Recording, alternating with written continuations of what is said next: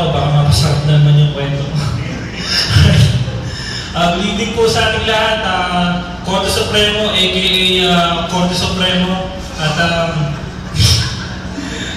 konting explain ko lang po, aka Korte Supremo is my hip-hop name. Gusto nyo sample ng hip-hop? Sample? Kapag sinabi ko Korte, sabihin nyo Supremo. Korte, Supremo! Korte, Supremo! Kapag sinabi ko comedy, sabihin nyo Cartel. Comedy, Cartel! Comedy, Cartel! Kaya ako nandito, gusto ko i-share yung paniniwala ko. Whether you like it or yes, naniniwala po ako na may mga taong half reptile, half human. Half snake, half human. Kapag office-mate ko, pag pina-check mo yung DNA niya, makakita ka ng genes ng reptile sa structure. Kasi laging lumalabas yung dila, pare. Pag tinatanong, Chong, paano basta? Saan ka galing? Pare, galing ako sa black market, pare. Galing ako doon. Daming check. May nakita ko si Maxine Magalona. Pare, nag-weed kami. Smoke ecstasy. Lahat na doon, Chong. Kung lumalabas yung dila. Ang laway ng sa dila. So yun, lumalabas yung dila niya. Nahuli ko siya dati. Magkatabi kami sa call center office namin. Process siya ng malaking payments. Mas masaya siya dun. Yes, sir, we'll be processing your payment right now for $2,500 and we'll give you maximum service starting next month, okay? Let me put you on hold. Just a couple of minutes. I'll just process it quickly. All right, awesome, right? Okay, just a moment. Yes! Yes! Parang did you just lumabas yung dila mo? Lumalabas yung dila niya for self-satisfaction, hindi para magpatawa, alam mo yun?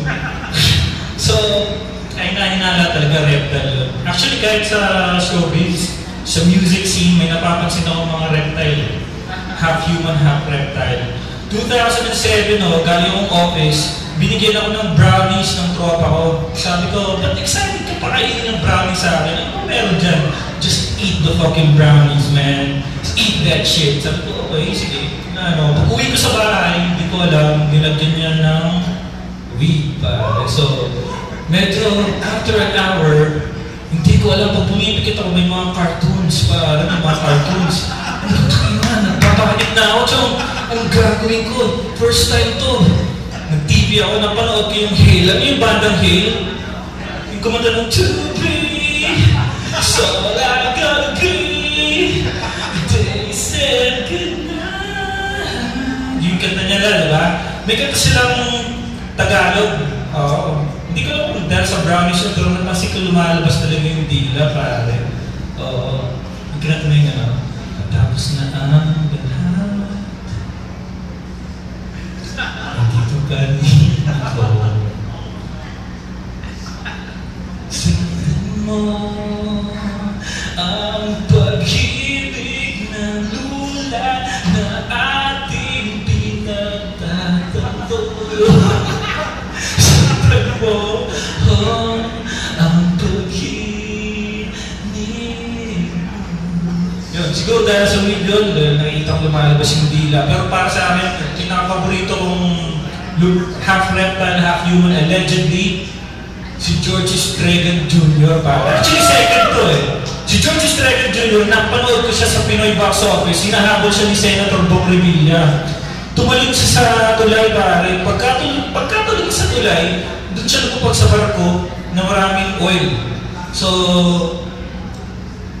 sabi niya, bye-bye! Bobol!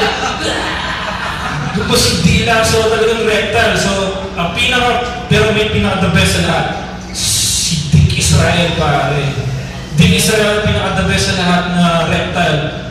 Lahat ng role niya, required lumabas yung dila, pare. At may dialogue pa. Bago lumabas yung dila niya, sandali lang to. Sa una lang masakit. Maya-maya lang masabi na. Patuloy ako! Hindi po, salamat. Comment Carter, thank you.